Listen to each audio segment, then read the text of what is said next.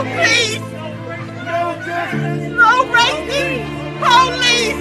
For the mothers! For the mothers! For the mothers! My son wasn't given a chance to live.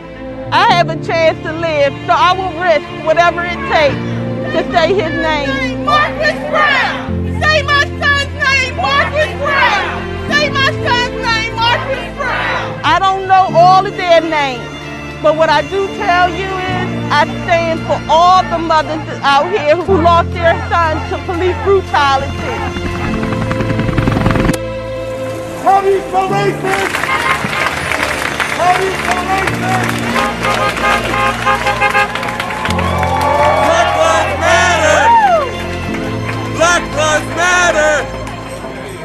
Black Lives Matter! Justice! Now! Justice! Now! Justice! It's unbelievable that we have to keep doing this.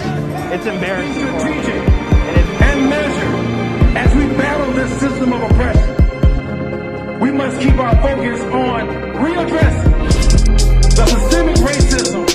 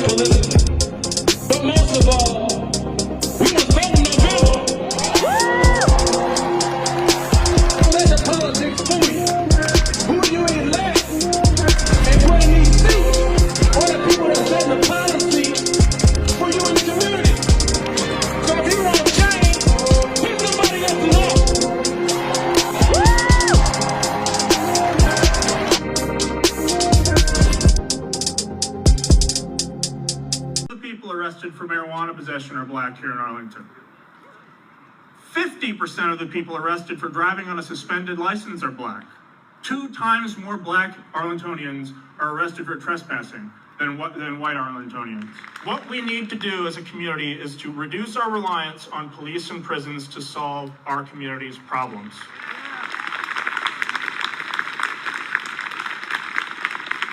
We need to replace our reliance on police and prisons with services that are compassionate, rehabilitative, restorative, so that we can be a safer, healthier, and more equitable community. One major concern stands out to me, and that is the failure to screen or properly monitor for medical needs, including alcohol intoxication and alcohol withdrawal. It's not just the sheriff. In 2015, the police arrested a homeless man named Edward Strawn. He had a blood alcohol level of 0.34. This is a deadly level of alcohol intoxication, yet he was transported not to the hospital, but to the county jail, where he was charged with drunk in public and trespassing. He was homeless, and he was dead in less than 24 hours. I wonder what would have happened to a white college student who blew a .34 in our community. Would he have been transported to the jail charged with drunk in public and trespassing? Absolutely not. I think we all know that's true. We are failing men of color. We are failing people who are homeless in this community, and we do not have proper detox procedures in the jail or through the police department. Thank you. The NAACP Arlington chapter continues to call for answers tonight. Meanwhile, Daryl Becton's family has now retained counsel. I looked at the case of Mr. Becton and thought about what if he was my brother, or what if he was my uncle, or even my father. It has been a year since family members learned of Daryl Becton's death at the Arlington County Detention Center. This family who came to us were asking questions, but no answers were returned. In a statement last October, officials said Bector was found unconscious in his cell and later pronounced dead. But even now, his official cause of death has not been released to the public. We are troubled by what we've seen been heard. 7 News has now learned from the Office of the Commonwealth's Attorney that a man who worked with the jail's healthcare provider, Horizon Health, is now charged in connection to Becton's death investigation. The suspect, Antoine Smith, is accused of falsifying a patient record. We've asked the Sheriff's Department about their protocols, about their procedures, about how they intake, and do health checks. That's part of an ongoing conversation. Following the Horizon employee's arrest, the county is now terminating Horizon's contract with the jail. They'll start with a new healthcare provider on November 15th. Leaders with the county's NAACP chapter have now been tracking the number of deaths at the detention center. It's been 6 deaths in 6 years. And what they found is that many of the recent inmates who died have been men of color. We at the NAACP, we still remain firm and want to find out what actually happened. And we don't believe the buck stops just at Horizon. No one should be dying in our detention facilities. Becton was waiting for a court hearing following an alleged probation violation when he died. The 46-year-old father of 5 from D.C. was previously charged in connection to an auto theft. He pleaded not guilty.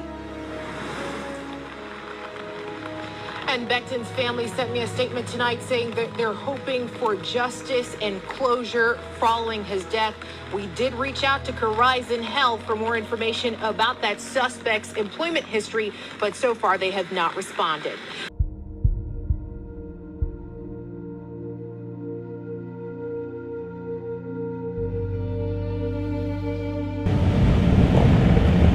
Just about an hour ago, we filed a $10 million lawsuit in connection with the death of Daryl Becton. Daryl Becton was a 46-year-old young man that was held at the Arlington County Detention Facility. He did not receive the medical care that he needed, and as a result, he died tragically very shortly after he went there. This is a preventable death, as the lawsuit points out. And I get a phone call saying that my son is dead, and I'm just like, what? I mean, this is just out the blue. My son is dead, and it's just like, I'm so mad. I'm hurt, and I'm disgusted, and I'm fed up, and I hurt every day. I don't even know what's going on. I'm just all he gonna see. He didn't even address anything. Are you Daryl Becton's mom? But yes, your son is dead. That's all. That's what he said to me, and I'm hurt. I'm really hurt because it could have been addressed another way. Nobody was home at the time that I was in there, and I was just like, I'm lost for words at this point. I really am. I'm just mad. I'm mad. I'm mad. I'm mad. I'm mad. Oh God, I'm just mad. It is not fair. I done lost 3 people already in one, and the whole damn year ain't even went past. And I don't understand a lot of things, and I'm hurt. I'm about to lose my damn mind because I don't even know what's going on. Every day The lives of these individuals matter. This family cares deeply about this individual. You don't have to have a fancy shirt and tie to be an important person. You're an important person when you're meaningful to others and to God.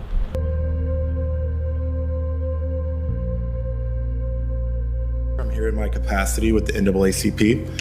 A couple questions, couple statements. How can a county with a black population of 9% have a jail population of over 70%? After 7 deaths, a $10 million lawsuit, an impending Department of Justice investigation, and years of outcry from this community, you all have been silent on this issue. The deaths are accelerating, yet we haven't heard a peep from this board on what you're doing to solve this. This is and will become your legacy for communities of color in our community. Inaction from our elected leaders at a time when black lives are again on the line. You managed to do just this. Anything else is simply performative. It cannot be accepted in this community. If we can find the money to build a $70 million park, we can find the money to make sure that people in this community stop dying in our jail. Thank you.